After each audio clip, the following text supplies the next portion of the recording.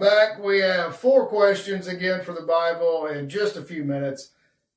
And we are in Genesis chapter 9. We just got finished with how God decided to kill everybody and then decided he wanted to not kill everybody. And just Genesis chapter 9, verse 6, God orders man to multiply. The question is, how did he come to that decision that man is now good? And we kind of touched on this in the last video. What changed in the mind of God? It's a very fascinating thing. Really more so, did man do something to enhance his favor? And second question is Genesis chapter 9.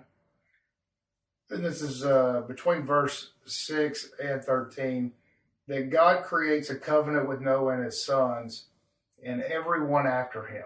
And this covenant, God says, and all of your seed going forth, and all the fowl, and all the beast, everything that is to come. How do you create a covenant with the unborn?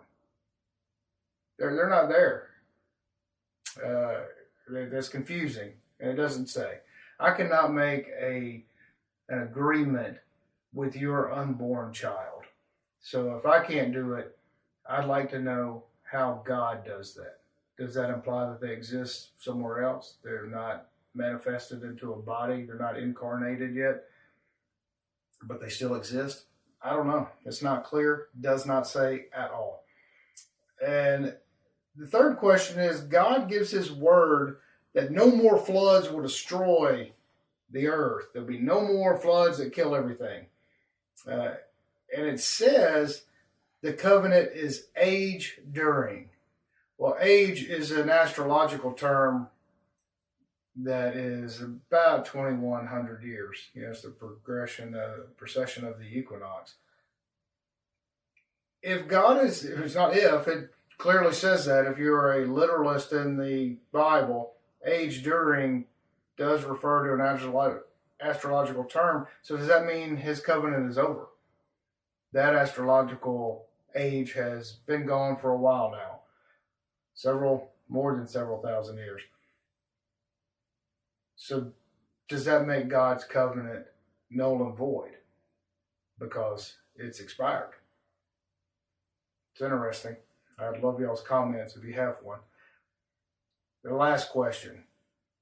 Number 4, in Genesis chapter 9, verse 13, this is where God creates the rainbow as a reminder for the age that his covenant, he agreed not to kill man with floods anymore, or earth-wide floods. He still decides, an occasional typhoon, a tsunami, little small pieces of death and destruction, that's okay, but a worldwide is not good. So he says that's not good.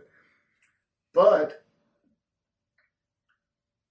why does his rainbow still exist if his covenant no longer exists? Because it was only age during. Just fascinating stuff. And this is not an effort to disparage or put down anyone who believes literally in this. It is my personal journey. And our journey here, we get together every Sunday at 1:15. We talk about primarily subjects outside of the Bible that are delve deep into our spirituality and the knowledge of who we are and how we communicate with ourselves and others, and how we meditate and connect deeper to Mother Earth and the source of all things. If that interests you, please check us out on the mysticsofTexas.com or our other YouTube channel, Mystics of Texas. And please, if you enjoyed it, like and subscribe. And if you have a bunch of questions for the Bible, you came to the right place. Just click on any of our videos. They're nonstop. Thanks. We'll see you next time.